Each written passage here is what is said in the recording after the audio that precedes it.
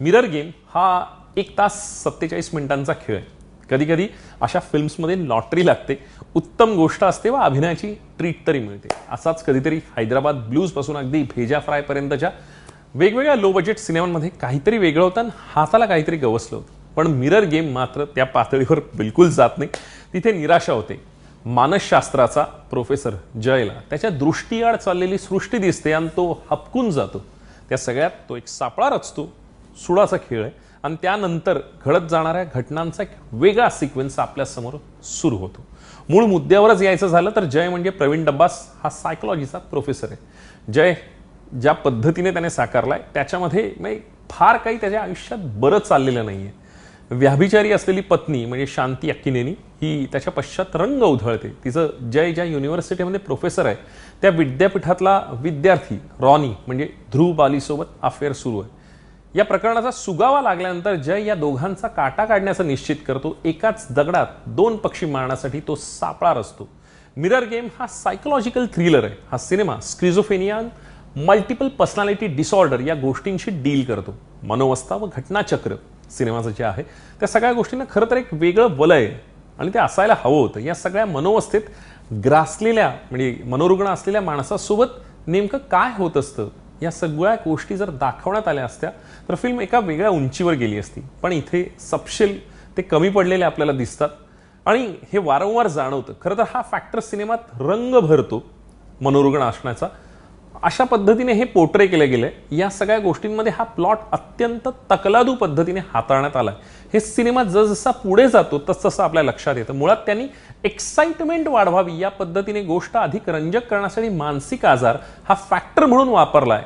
हा विचारच मुळात सिनेमाला अधिक बोथट बनवतो. जय हा त्यांच्या गोष्टीशी मनोवस्थेमुळे निर्माण झालेल्या त्या ज्या गोष्टी आहेत त्याच्याशी झुंजतोय असं आपल्याला कधीच दिसत नाही. उलट तो प्रोफेसर म्हणून ज्या पद्धतीने वावरतोय आणि सगळ्यात महत्त्वाचं म्हणजे आपल्या पत्नीला आणि तिच्या प्रियकराला मारण्याचा हा कट रचतो.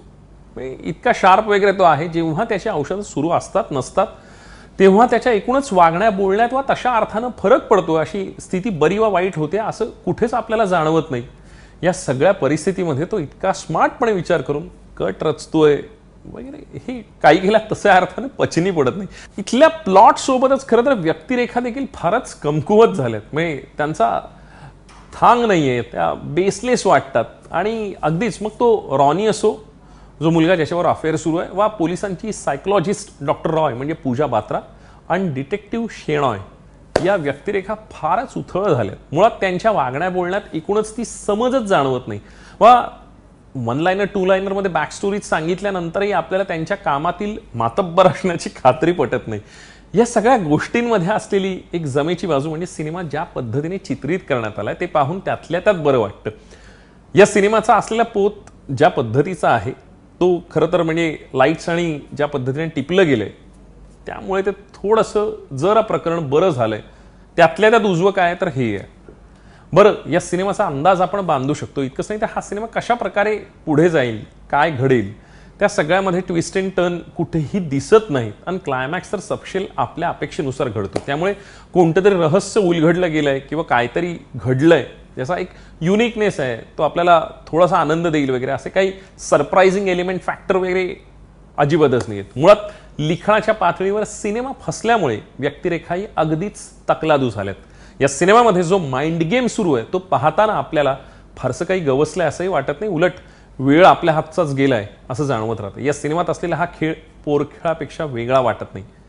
हातच्या कंकणाला आरसा कशाला हवा असं म्हणतात ते बहुधा मिरर गेमच्या बाबतीत लागू पडतं. का पाहावा हा मिरर गेम हरवलेल्या प्रतिबिंबासारखा वाटतो. का टाळावा इतकी कारणं आत्तापर्यंत सांगितली. थोडक्यात काय, ना मिरर राहिलाय ना गेम. या सिनेमाला मी देतोय 2 स्टार्स.